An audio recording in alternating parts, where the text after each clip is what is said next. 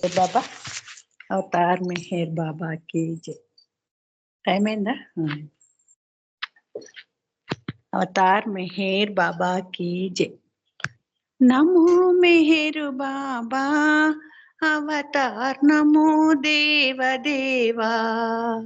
प्रभु नमो मेहर बाबा अवतार नमो देव देवा। अपार दिव्य कृपा सागर सकल चराचर जगदोद्धारा। अपार दिव्य कृपा सागर सकल चराचर जगदोद्धारा। नमो मेहर बाबा अवतार नमो देव देवा। प्रभु नमो मेहर बाबा अवतार नमो देव देवा। జోహారులివే శ్రీ మెహరు బాబా మహిని జనించిన మానవ రూప.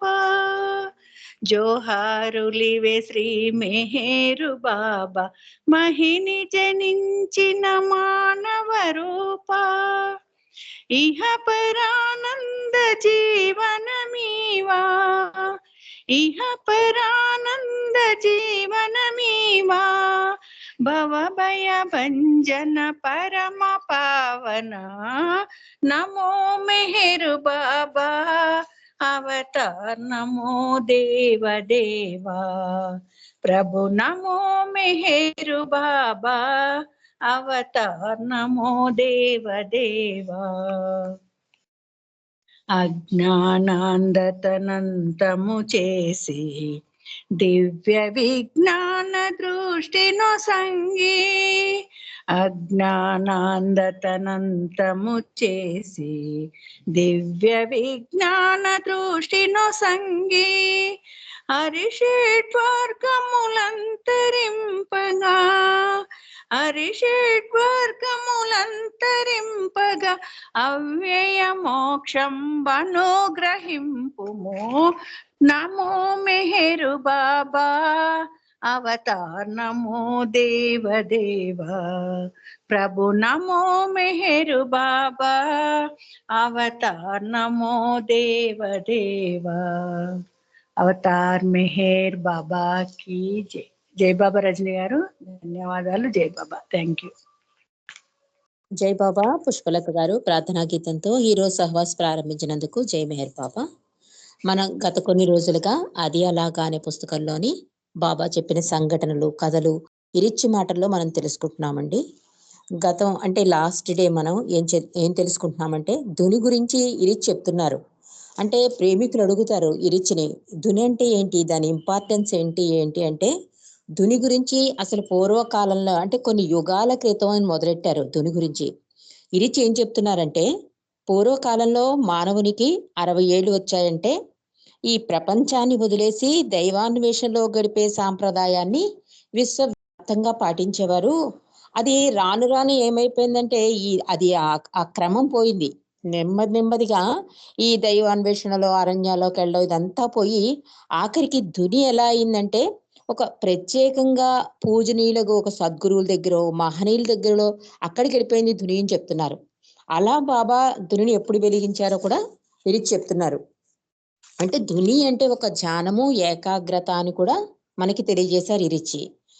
మెహర్ బాబా ఎప్పుడు ధుని వెలిగించారంటే కొంతమంది రైతులు ఈ కరువు వల్ల బాబాని ఒక మహాపురుషుడిగా నమ్మేవారు.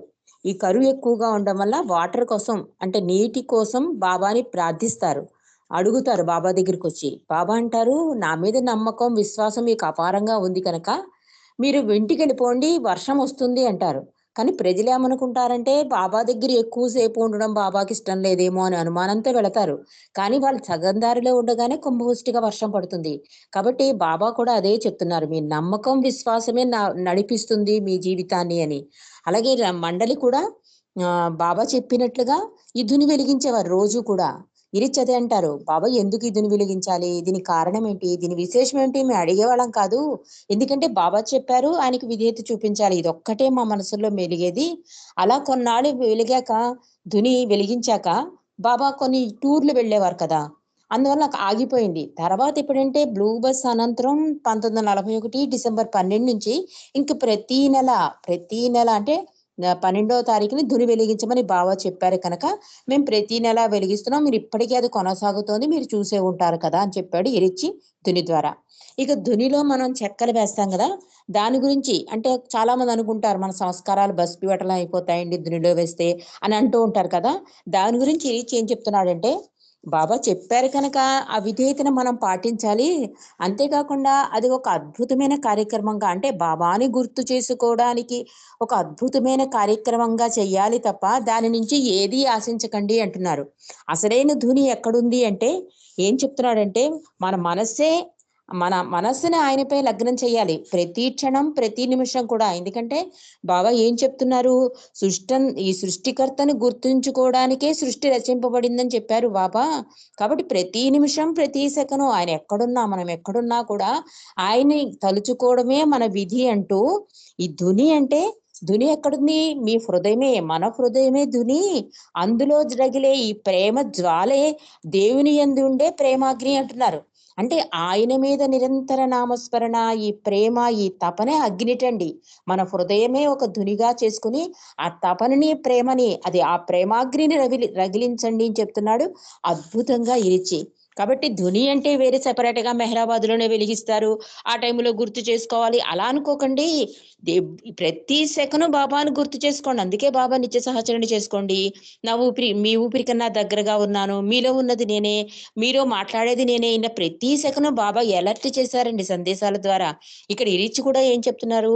మీ హృదయంలో ధునుంది, ఆ ధునిని ప్రేమాగ్ని వెలిగించండి. బాబా మీద అమితమైన ప్రేమతో ఆ అగ్నిని రగల్చండి అంటున్నాడు ధుని గురించి.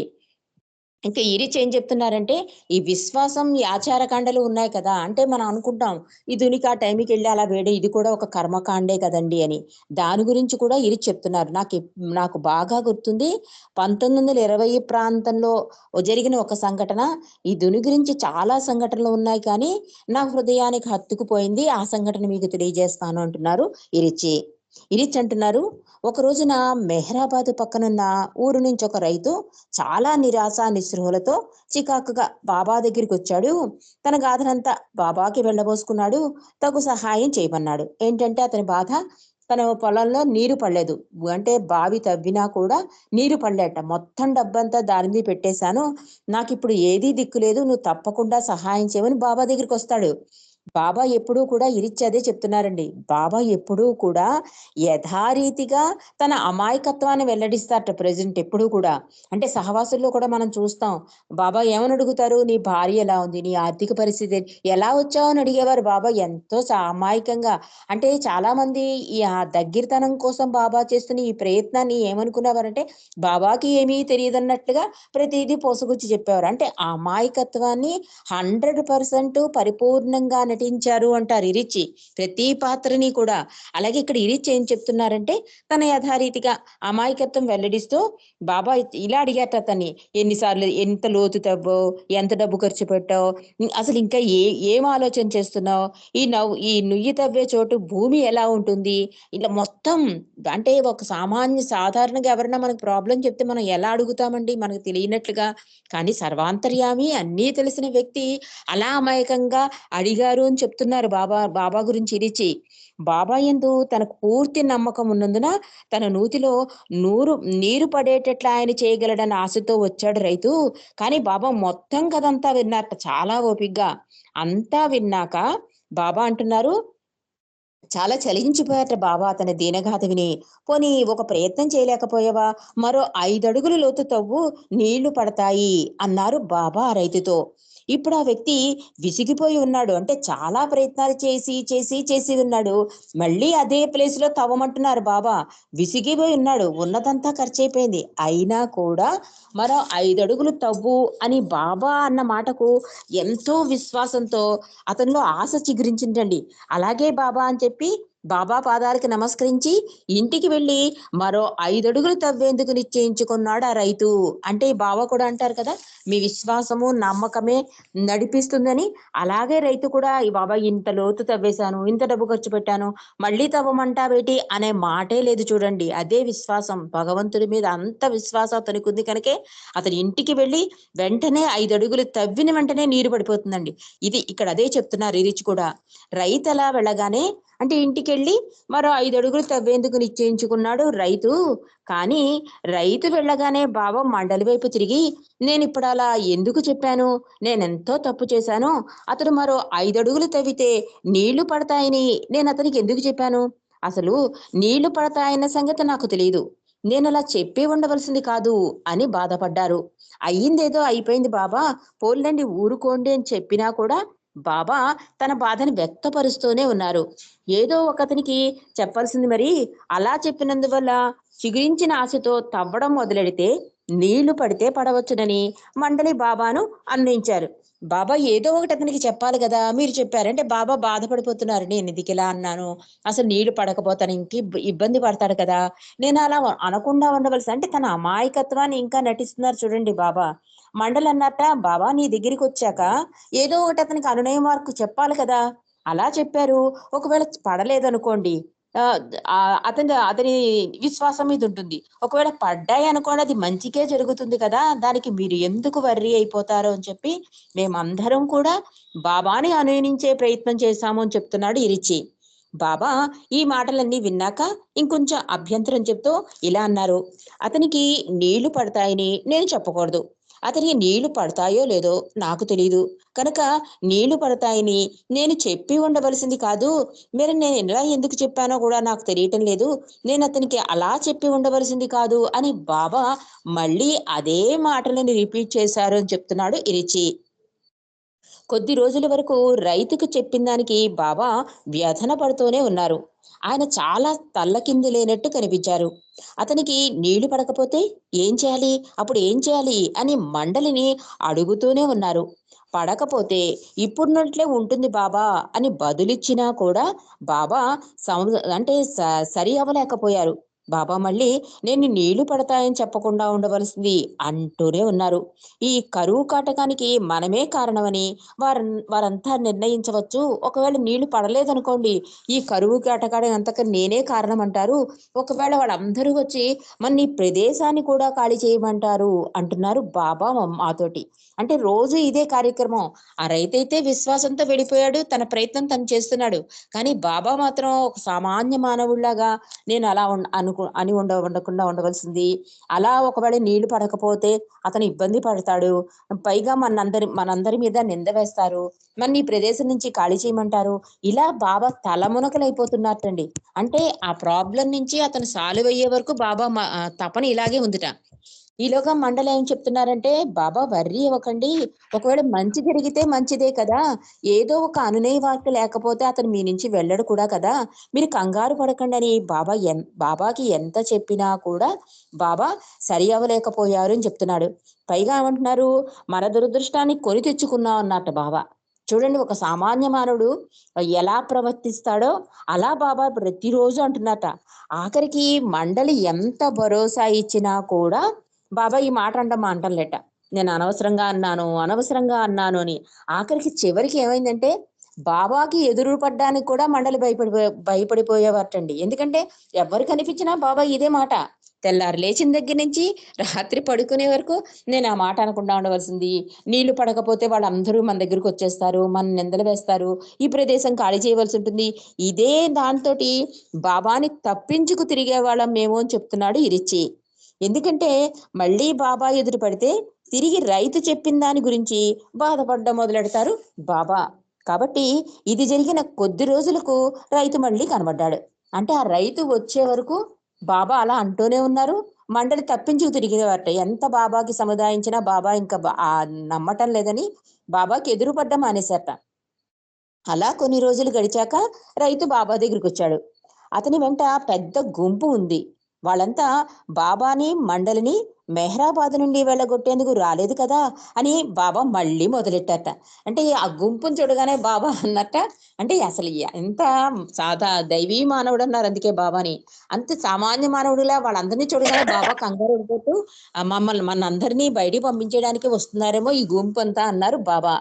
బాబా నేర్పిన ఈ దివ్య మధ్యత్వానికి తమ కృతజ్ఞతలు చెప్పుకునేందుకు వచ్చారు వాళ్ళు. వాళ్ళ చేతుల్లో మిఠాయిలు పూలదండతో వచ్చారు. తమ కుటుంబం వారి సహాయంతో రైతు ఆ నూతిని తవ్వాడు. ఇంకా 5 అడుగులు లోతు తవ్వకుండానే నీళ్లు తగిలాయి. మంచి జల పడింది.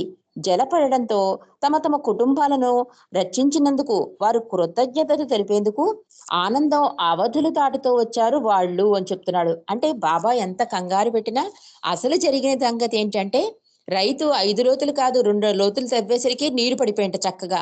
ఆ నీరు పడిపోవడంతో వాళ్ళు చాలా ఆనందపడ్డారు. ఎన్నో వేల కుటుంబాలు ఆ నీటి వలన లబ్ధి పొందారండి. అందుకని బాబాకి కృతజ్ఞత తెలుపుకోవడం కోసం వాళ్ళ చేతిలో మిఠాయిలు, పూల దండలు అవన్నీ కుటుంబాల సహితంగా వచ్చి బాబాకి కృతజ్ఞత తెలుపుకున్నాయి అని చెప్తున్నాడు రిచి.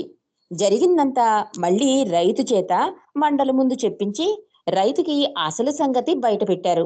ఈ జల పడడానికి కారణం అతని నమ్మకమేనని వెల్లడించారు బాబా. అక్కడున్న వారందరిలోనూ బాబా తాను మహత్తులు చేయనని చెప్పారు. నీటి జల తెచ్చింది తాను కాదని తన యందు ఆ రైతుకున్న నమ్మకమే అని వివరించారు బాబా. తను కేవలం మరో 5 అడుగుల లోతులకెళ్ళి నీటి జల తగులుతుందని చెప్పినప్పుడు ఇది కేవలం అతని నమ్మకమే నడిపించింది అంటున్నారు. బాబా ఏమంటున్నారు, తీరా వాళ్ళొచ్చి దండలు ఇవన్నీ వేసేశాక మళ్ళీ ఇదో మెరాకిల్ అనుకుంటారు కదా, అలా వెళ్ళిపోతుంది. బాబా మహిమలు చేస్తున్నాడని వెళ్ళిపోతుందని ఎంత జాగ్రత్త తీసుకుంటాడో చూడండి. ప్రతి క్షణం ప్రతి సెకను కూడా మానవుల కోసం ప్రభు బాబా ఏం చెప్తున్నారంటే అసలు కథ అంతా మళ్ళీ చెప్పించారట. అతను అలా రావడం బాబా అండంతా చెప్పించి బాబా ఫైనల్ గా ఏం చెప్తున్నారంటే ఈ నీరు పడడానికి కారణం అతని నమ్మకమే అని చెప్తున్నారు. నేను చేసింది ఏమీ లేదు అంటున్నాడు తండ్రి. కాబట్టి మీ నమ్మకమే అలా నీరు పడేటట్లు చేసిందని వివరిస్తూ దైవీ మానవుడు మహత్తులు చేయడు, ఆయనకు వాటి అవసరం ఉండదు అంటున్నారు బాబా. అంటే ప్రజలందరూ కూడా మళ్ళీ మహిమల కోసం మళ్ళీ బాబా దగ్గరికి వచ్చేస్తారు కదా, అంత అమాయకంగా ఉండేవారండి అప్పట్లో ప్రజలు. కాబట్టి బాబా ఏం చెప్తున్నారంటే నేను ఈ మహత్తులు చేయడానికి రాలేదు, నీ నమ్మకమే నడిపించింది, అవసరం నాకు లేదు అంటున్నారు. ఎందుకంటే తనకు తన సొంత సృష్టితో జోక్యం కల్పించుకోవలసిన అవసరం లేని విధంగా ఈ సకల సృష్టిలో సర్వము ఏర్పాటు చేశాను అన్నారు బాబా.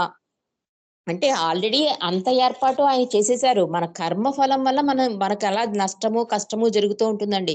బాబా అదే చెప్తున్నారు, నేను చేసింది ఏమీ లేదు, మీ నమ్మకమే నడిపిస్తోంది అన్నారు బాబా. కాబట్టి తన సంకల్పంలో హెచ్చుతగ్గులు లేకుండా సక్రమంగా ఉండేటట్టు సృష్టించబడింది ఈ సకల జగత్తు అన్నారు బాబా. అందుకే బాబా మాతో తాను మరి చెయ్యవలసింది ఇంకేమీ లేనందున తను అనంత విరామంలో ఉండే ఏకైకుండేను కూడా చెప్పేశారు. అందుకే బాబా హైయెస్ట్ ఆఫ్ ది హైలో కూడా ఏమన్నారండి, అవసరాలు తీరుస్తాను కోరికలు తీర్చును అన్నారు. అంతే బాబా కూడా ఏమన్నారు, మీకు కోరికలు కావాలంటే సాధువుల దగ్గరికి వెళ్ళిపోండి అన్నారు. మరి ఇలా వీళ్ళు కోరికతో రాగానే నీరు పడింది అంటే ఈయన ఒక సాధువు కింద కట్టేస్తారని బాబా ముందే ఏం చెప్తున్నారు, మీ నమ్మకమే నడిపించింది, నేనైతే ఆల్రెడీ సృష్టిలో అన్ని అవసరాలకి తగ్గట్టుగా సృష్టించేశాను, ఇంకా ఇందులో సరిచేయవలసింది ఏదీ లేదు అంటున్నారు. ఏదైనా జరిగింది అంటే మీ నమ్మకమే నడిపిస్తుంది అంటే కర్మ ఫలాన్ని కూడా అధిగమిస్తుందండి. బాబా కూడా అంటారు కదా, నువ్వు నేను చెప్పినట్టుగా నడిస్తేట ఇరిచ్ అంటారు, భగవంతుడే వచ్చి మన భుజం మీద చెయ్యి వేసి నెక్స్ట్ నీ జన్మ ఎలా రాయను అని అడుగుతాడండి. మన విధి వ్రాతను మార్చుకునే శక్తి కూడా మానవుడికి ఉంది అంటారు ఇరిచి కూడా. బాబా చెప్పారు ఇదేని. అంటే మన విధి రాతను మార్చుకోవాలి అంటే ఆయన ఇచ్చిన అంగీకరించి భగవంతుని ప్రేమించవలసిన విధంగా ప్రేమిస్తే కనుక భగవంతుడే మన దగ్గరికి వచ్చి అడుగుతాడండి. కాబట్టి ఒక సద్గురువు దర్శనం కలగాలన్నా, ఇలా అవతారుని సాంగత్యంలో గడపాలన్నా ఇవన్నీ పూర్వజన్మ కర్మ పుణ్య ఫలాలండి ఇవన్నీ కూడా. కాబట్టి బాబా కూడా ఏం చెప్తున్నారు, మీ నమ్మకమే నడిపించింది, నేను ఇందులో మార్చవలసింది ఏమీ లేదు, ఆల్రెడీ సర్వము ఏర్పాటు చేయబడింది ఈ సృష్టిలో అని చెప్తున్నారు మెహర్ బాబా. అలా జరిగింది ఆ సంఘటన అంటూ ఇరిచి ఇంకా ఇలా చెప్తున్నారు. ఏమైనప్పటికీ రైతు తన మిత్రులు కుటుంబ సభ్యులు ఇరుగు పొరుగు వారు అమిత ఆనందంతో దండ ప్రణామాలు అర్పించి అందరికీ మిఠాయిలు పంచి బాబాను కీర్తిస్తూ పాడుకుంటూ వెళ్ళిపారు. వారు వెళ్ళిపోగానే బాబా మండలి వైపు తిరిగి రైతుకు నీటి జల తగిలినందున తన ఆశ్చర్యాన్ని వెలబుచ్చారు. అదంతా అతని నమ్మకమే. జల పడేటట్లు చేసింది నేనేమీ చేయలేదు అన్నారు. అంటే ముందు ఆ మండలిలో ఒక మార్పు రావాలని బాబా అనే మాటలండి ఇవి. బాబా ఏమంటున్నారంటే, నేను ఏ మహిమ చేయలేదు అంటే వాళ్ళందరూ వెళ్ళిపోయాక మండలితో అంటున్నారు బాబా. నేను ఏ మహిమ చేయలేదు. వాళ్ళ నమ్మకమే అలా నీరు పడేటట్లు చేసింది అన్నారు బాబా. నేనేమి చేయలేదు అన్నారు. అసలక్కడ నీరున్నట్లే నాకు తెలీదు. నేనెంత మదనపడ్డానో గుర్తు తెచ్చుకోండి. ఆ వ్యక్తికి నా యందు నమ్మకమే జల పుట్టించింది. ఈ మహత్తు జరిగేటట్లు అతని నమ్మకం పనిచేసిందంటూ రైతు యొక్క నమ్మకాన్ని పొగడ్డం మొదలెట్టారు బాబా. అంటే ఫస్ట్ నుంచి బాబాకి చెప్తూనే ఉన్నారు కదా! నేనలా అనకుండా ఉండవలసింది. ఆ ప్రదేశంలో నీరు పడకపోతే ఇబ్బంది పడతారు.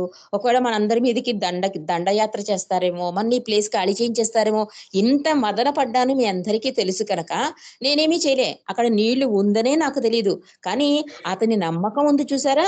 అదే నడిపించింది అంటున్నారు. అది ఒక మహత్తుగా నడిపించింది గొప్ప నమ్మకం. నేనేమీ చేయలేదు. కాబట్టి రైతు యొక్క నమ్మకాన్ని తెగ పొగుడుతూ బాబా మండలి ముందు చెప్పారు. రైతు నమ్మకాన్ని గురించి బాబా పొగిడిన కొద్దీ మండలిని మరింతగా మండిపడేటట్టు చేసింది అంటున్నారు ఇరిచ్చి. ఎప్పుడైతే బాబా నమ్మకం నడిపించింది, నమ్మకమే మహత్తు చేసింది, నమ్మకం వల్ల నీళ్లు పడ్డాయి, రైతు నమ్మకమే అలా నడిపించింది, నా వల్ల ఏమీ కాదు అంటుంటే ఈ మాటలకి మండలికి చాలా బాధపడ్డారటండి. చాలా వాళ్ళలో ఉన్న ఒక అసూయ ఏదో పైకొచ్చింట. అది రగల్చడం కోసమే ప్రభువు మాటలని మనం అవగతం చేసుకోవాలి. మెహరాబాద్‌లో కూడా నీటి సమస్య ఉండేది. ప్రథమంలో కొద్ది మంది ఉండేవారు కనుక ఉన్న ఒక్క నూతిలో నీళ్లు సరిపోయేవి. ఇది చెప్తున్నాడు. ఎప్పుడైతే బాబా ఇలా పొగడ్డం మొదలెట్టారో మండలిలో ఈ మాటలు మండిపడేటట్టు చేశాయి అని చెప్తూ అసలు మెహరాబాద్‌లో నీటి సమస్య ఉండేది.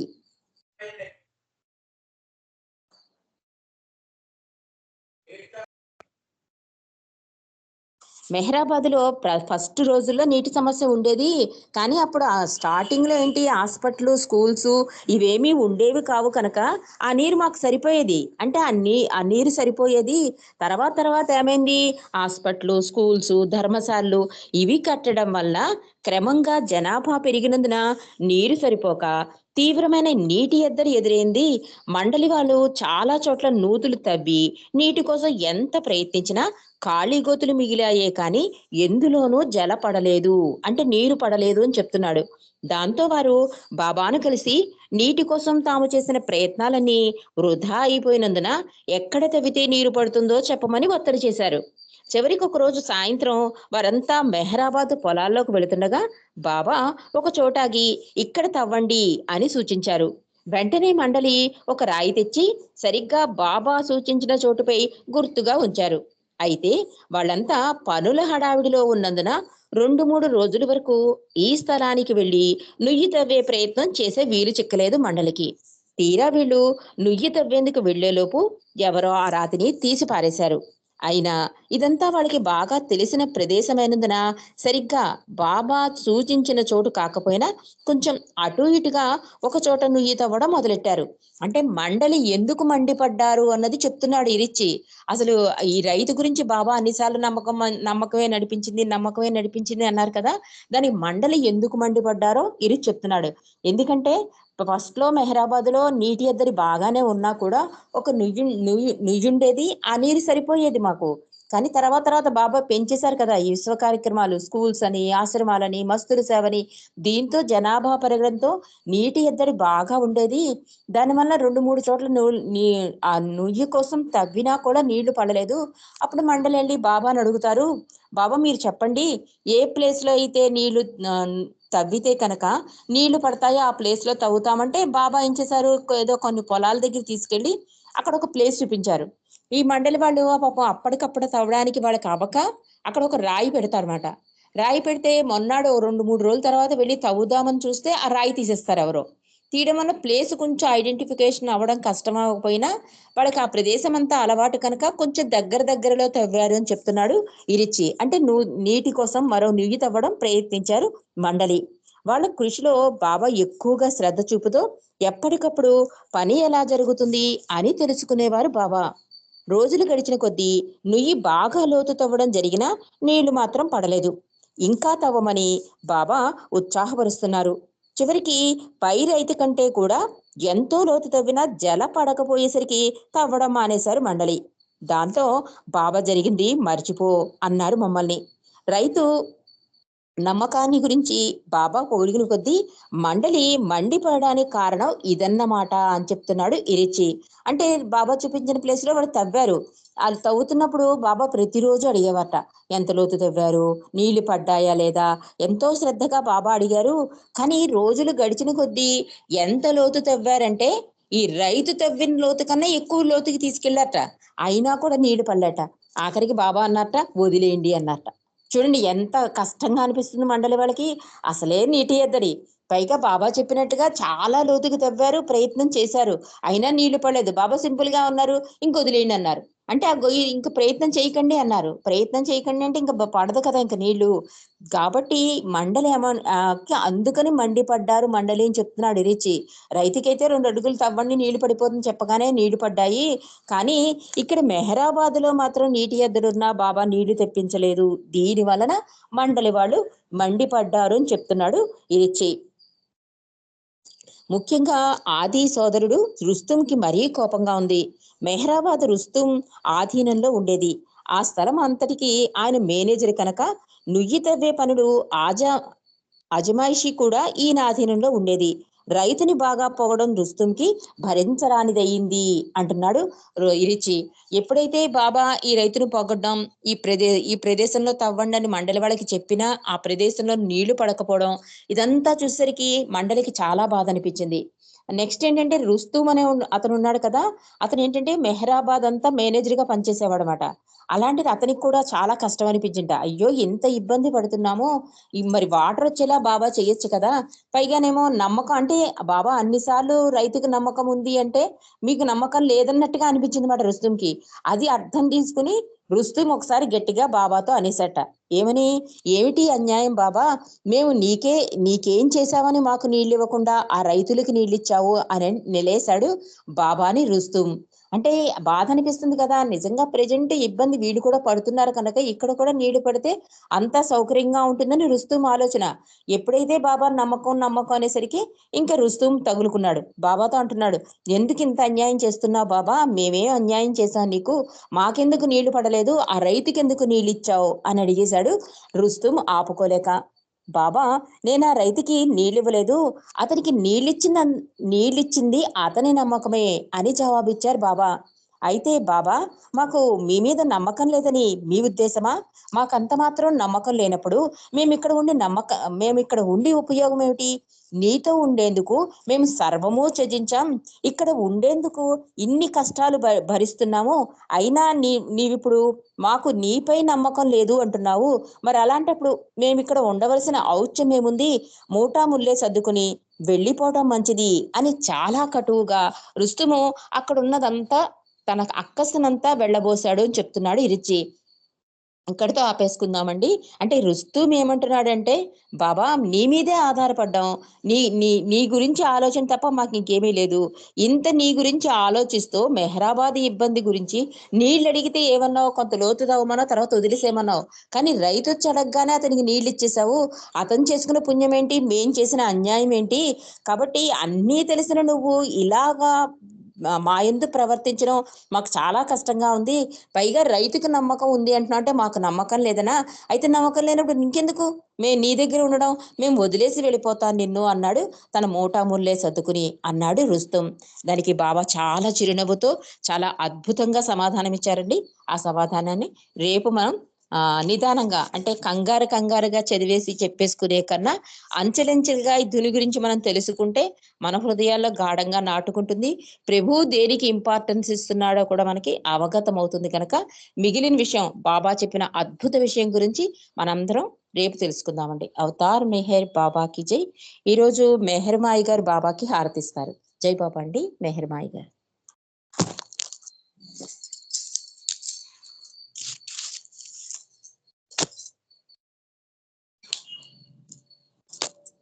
జై బాబా. మెహర్మాయి గారు. చూడట్లేదు. ఓకే. జై బాబా.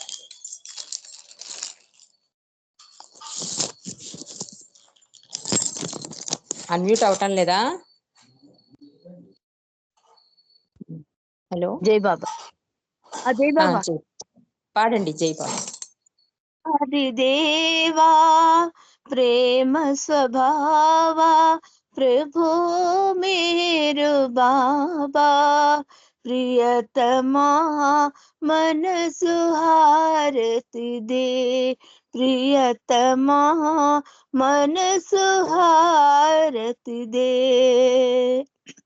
దేవాది దేవా ప్రేమ స్వభావా ప్రభు మేరు బాబా ప్రియతమా మనసు హారతి దే ప్రేమ జ్యోతి మా హృది వెలిగించు కామ క్రోధముల మది తొలగించు ప్రేమ జ్యోతి మా హృది వెలిగించు కామ క్రోధముల మది తొలగించు దామను వేడక నిన్ను ప్రేమించు దామను వేడక నిన్ను ప్రేమించు మము కరుణించవయా ప్రియతమా మనసు హారతి దే ప్రియతమా మనసు హారతి దే నీ దివ్య నామమే మదిని స్మరించు నీ దివ్య రూపమే హృది తిలకించు నీ దివ్య నామమే మదిని స్మరించు నీ దివ్య రూపమే హృది తిలకించు నీ దివ్య పదములే ఆరాధించు నీ దివ్య పదములే ఆరాధించు మము కరుణించవయా ప్రియతమా మనసు హారతి దే ప్రియతమా మనసు హారతి దే అహంకారము హారతి కాగా అహంకారము హారతి కాగా ఇహమే పరమై ప్రకాశించగా ఇహమే పరమై ప్రకాశించగా పాహి శరణు సాయోధ్యము పొందగా పాహి శరణు సాయోధ్యము పొందగా మము కరుణించవయా ప్రియతమా మనసు హారతి దే ప్రియతమా మనసు హారతి దే దేవాది దేవా ప్రేమ స్వభావా ప్రభు మేరు బాబా ప్రియతమా మనసు హారతి దే ప్రియతమా మనసు హారతి दे अवतार मेहर बाबा की